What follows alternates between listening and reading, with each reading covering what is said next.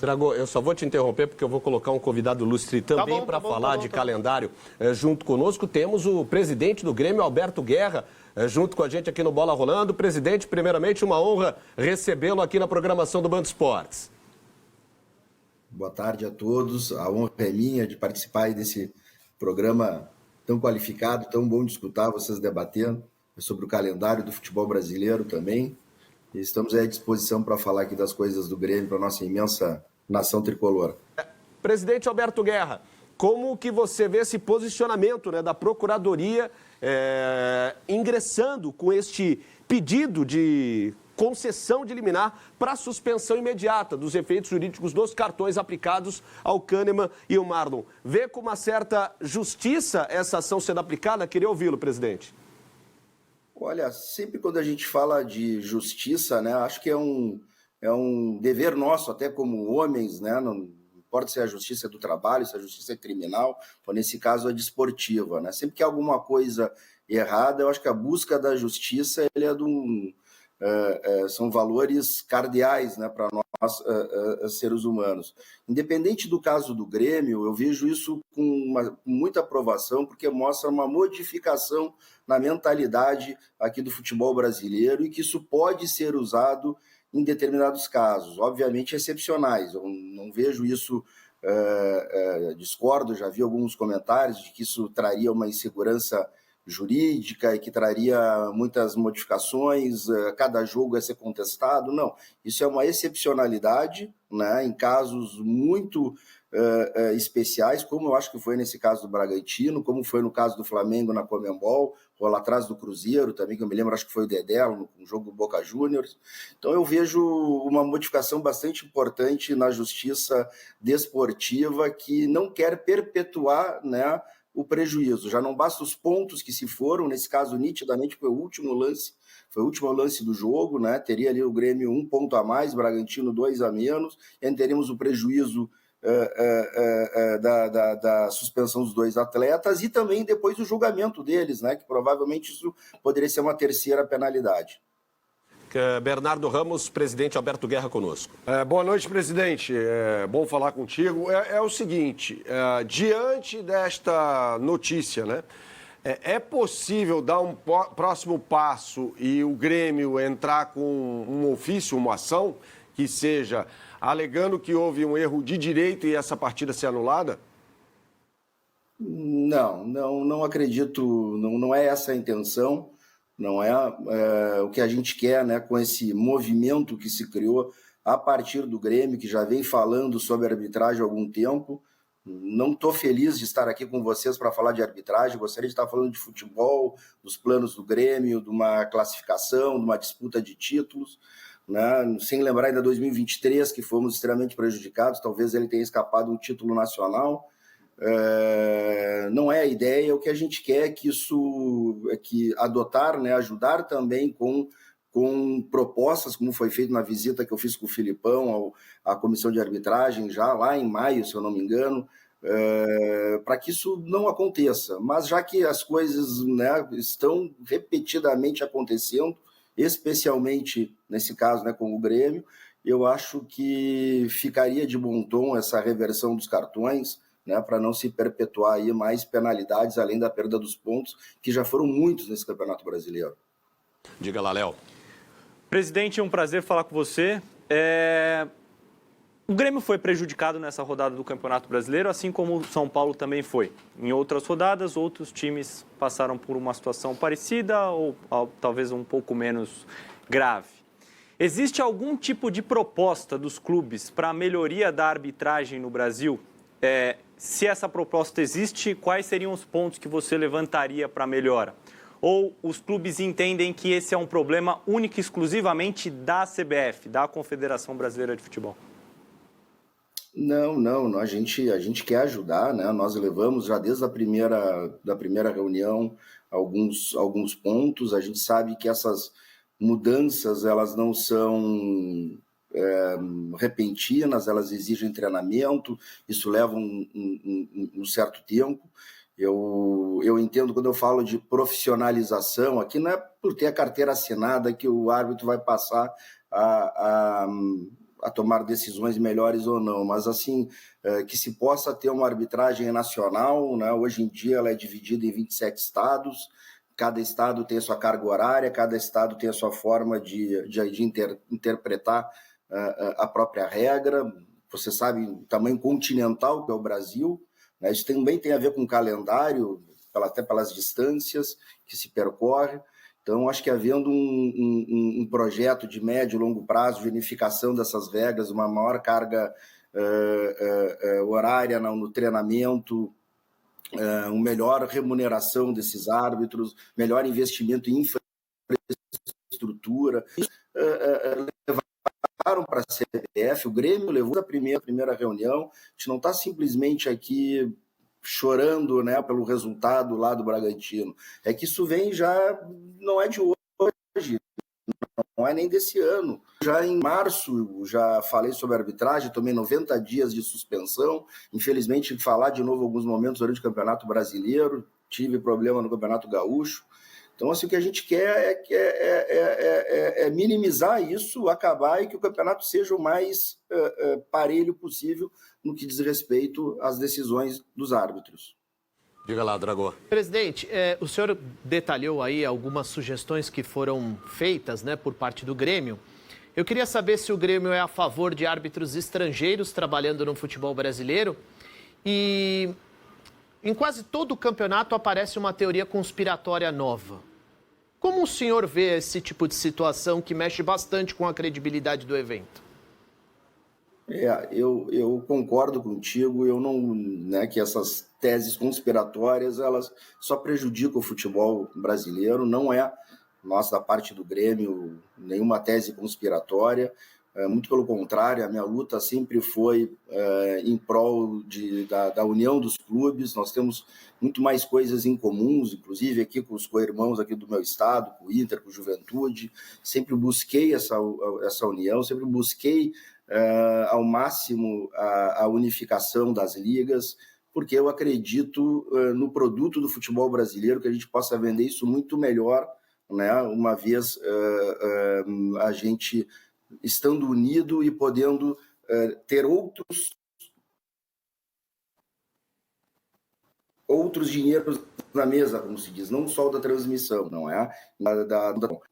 E com isso, então, para que a gente possa desenvolver. Então, assim, eu não acredito em teorias conspiratórias. Eu, muito pelo contrário, eu acredito que a gente precisa adotar medidas radicais para melhorar a qualidade dos árbitros a médio e longo prazo, com tecnologia, com infraestrutura, com educação, mas em virtude de vários erros muito crassos que têm acontecido, alguma coisa tem que ser feita imediatamente também para que não haja esse tipo de suspeita e que a gente possa ter o máximo de lisura na competição.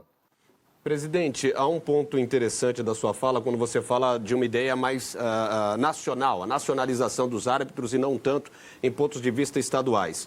Há muitas ideias sendo colocadas em pauta, até por jornalistas, enfim, especialistas de arbitragem, pessoas que acompanham o dia a dia do futebol. E uma dessas ideias aventadas foi a possibilidade de uma independencialização da arbitragem, ou seja, uma retirada da arbitragem do comando da CBF. Isso sendo montado por um órgão independente que poderia ser trabalhado de comum acordo entre os clubes. Como que você vê a CBF nessa estrutura cuidando da arbitragem? Seria uma ideia interessante esta visualização de um poder ou de uma empresa paralela, enfim, de uma união dos clubes, saindo da CBF essa postura do cuidado com a arbitragem? Olha, eu já vejo a comissão de arbitragem bastante independente, ainda que ela esteja dentro da CBF. Não é? Tanto é assim que mudou o presidente, a comissão está lá, é a mesma comissão que vem trabalhando. Eu não vejo nenhuma ascendência, isso eu falo, né, no bom e no mau sentido do presidente, das pessoas da alta cúpula sobre a comissão de arbitragem, como se devesse algum favor ou como se eles que tivessem algum tipo de influência. Muito pelo contrário. Independente de estar lá dentro ou estar lá fora, eu acho que continuam sendo pessoas que vão gerir e continuam havendo relações dessas pessoas dentro ou fora com outras pessoas, né? Então, o que a gente busca é que as pessoas que sejam responsáveis pelas tomadas de decisões tomem da maneira mais... com a maior lisura possível, com a maior independência possível, com a maior...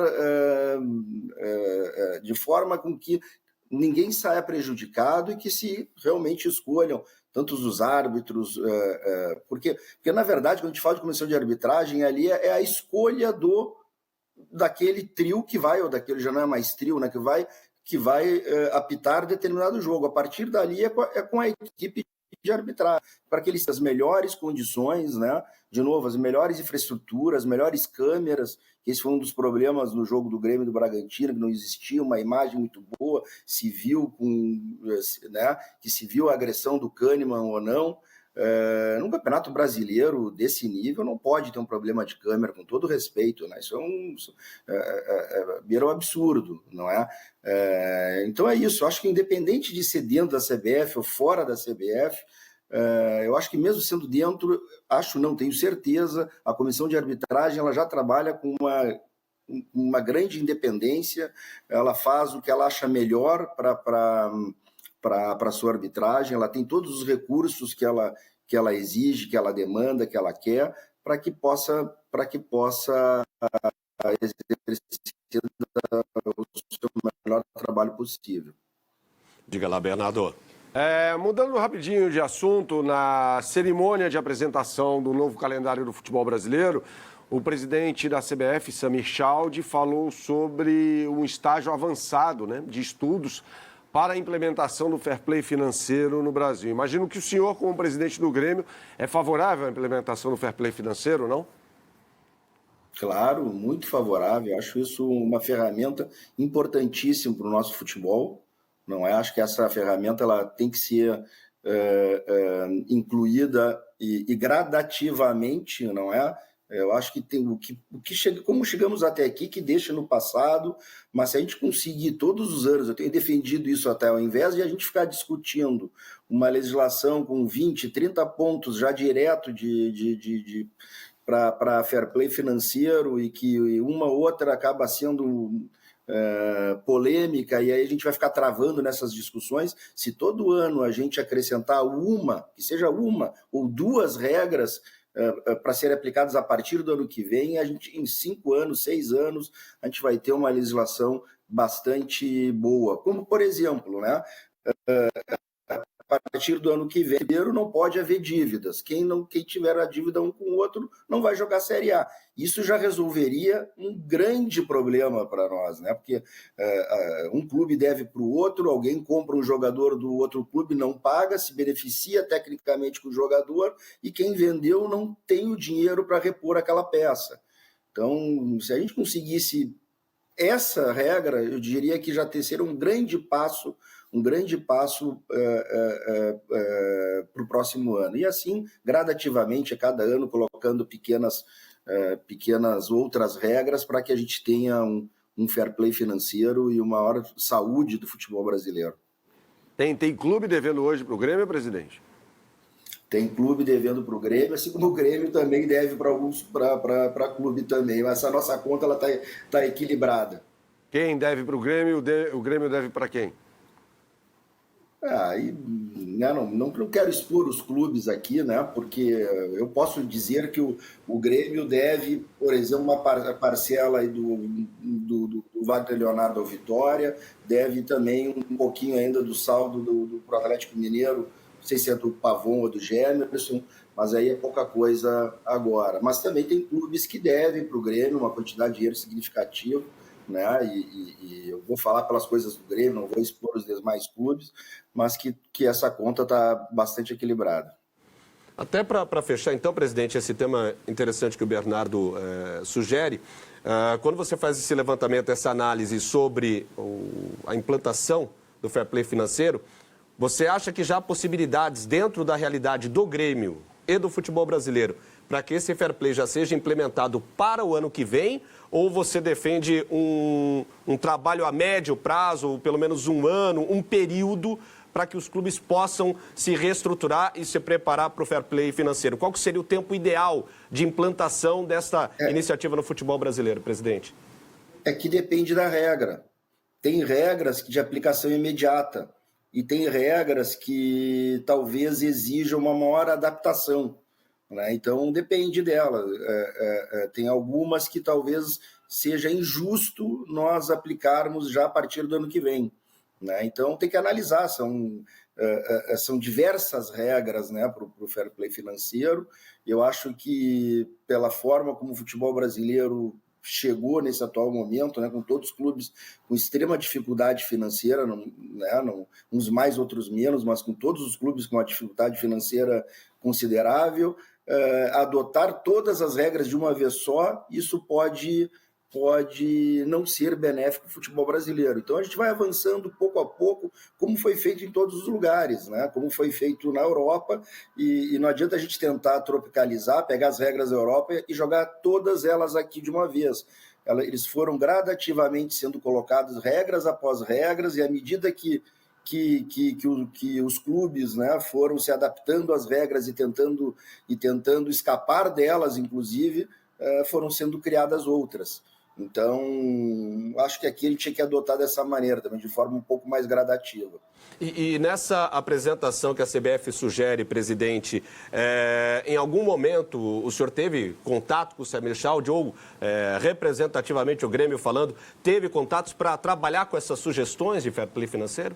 Claro, sem dúvida nenhuma. A primeira reunião feita sobre isso foi muito mais para escutar os clubes, não é? Para saber as nossas dores. Todos os clubes se manifestaram, todos os clubes puderam expor o que pensavam, e tudo muito na linha do que eu estou comentando agora, né? Algumas regras poderiam ser aplicadas já num primeiro momento, né? Ter, inclusive, essa diferenciação do que é o licenciamento para jogar uma Série A e o que é efetivamente fair play financeiro.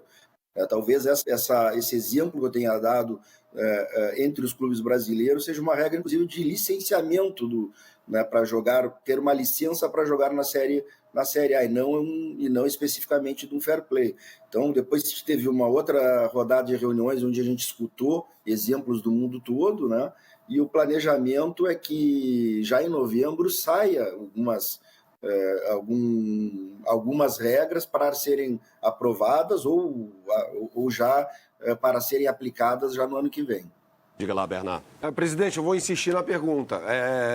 As pessoas precisam saber quem são os maus pagadores do futebol brasileiro. Quem está devendo ao Grêmio?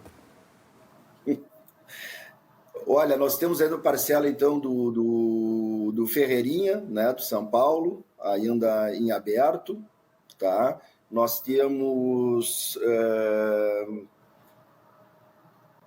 tem mais um que eu não estou me lembrando agora, né?